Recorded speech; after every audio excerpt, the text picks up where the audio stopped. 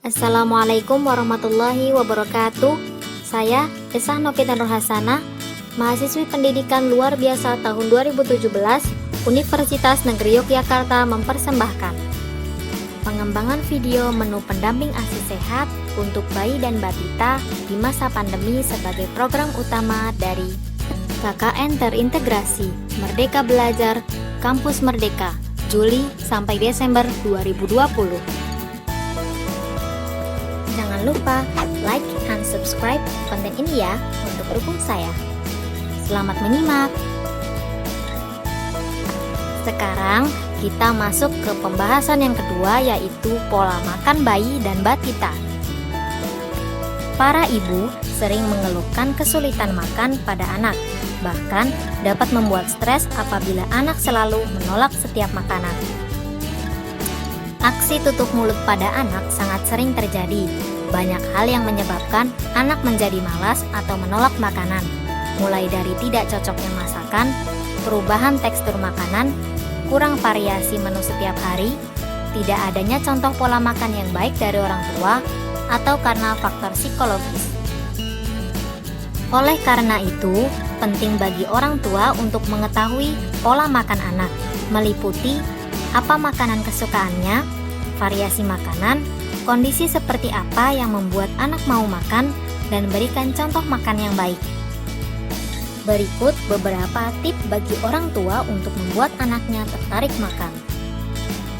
1. Berikan contoh pola makan yang baik kepada anak, karena anak senang meniru apa yang dilakukan oleh orang di sekitarnya. 2. Variasikan pemberian sayur, lauk, buah, dan karbohidratnya. Menu makanan yang bervariasi membuat anak tidak bosan dengan makanan yang ada. Jika anak bosan dengan nasi, bisa diberikan roti, pasta, atau makanan lain yang mengandung karbohidrat. 3. Berikan makan mulai dari porsi yang sedikit. Mulailah dari porsi yang kecil dengan tekstur yang mudah dicerna anak, serta diberikan secara bertahap. 4. Ajarkan anak untuk berhenti makan ketika kenyang. Hal ini bertujuan agar anak tidak memaksakan kapasitasnya dalam mengonsumsi suatu makanan. Selain itu, hal ini akan mengajarkan kepada anak bagaimana pola makan yang baik. 5. Buatlah jadwal makan antara makanan utama dan makanan selingan. Hidangkan makanan pada waktu yang sama setiap hari. Buatlah jadwal makan yang teratur. Beri jarak setidaknya 1 jam jika sebelumnya ia minum jus, susu, atau makan makanan kecil. 6. Biasakan makan bersama keluarga. Ciptakan suasana makan yang menyenangkan, apalagi jika saat itu anak menjadi pusat perhatian, maka dia bisa makan lebih lahap.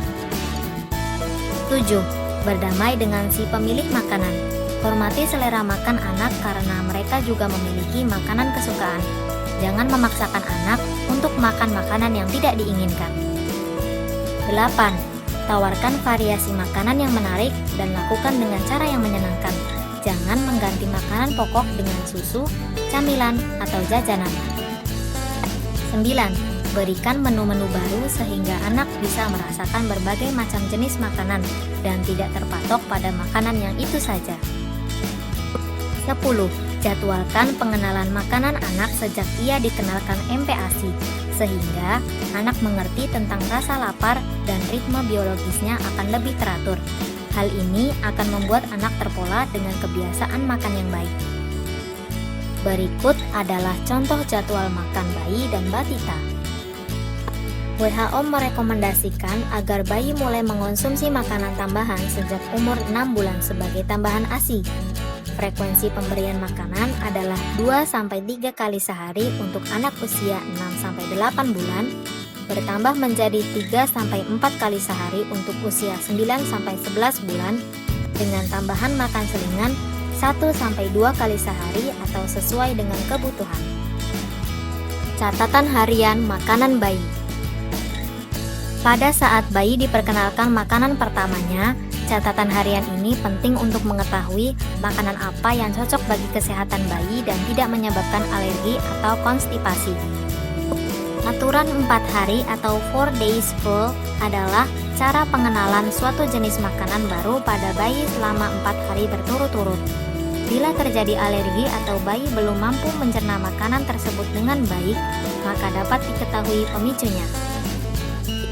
Hal ini tentu akan memudahkan orang tua untuk mengenal varian makanan bagi bayi dan anak, sehingga kondisi kesehatan bayi dan anak tetap terkontrol dengan baik. Berikut adalah contoh catatan harian makanan bayi. Catatlah varian makanan yang baru dikenalkan pada bayi dalam catatan harian. Kemudian, catat reaksi yang timbul. Dengan begitu, kita bisa menyimpulkan apakah makanan tersebut cocok atau tidak. Terima kasih telah menyimak.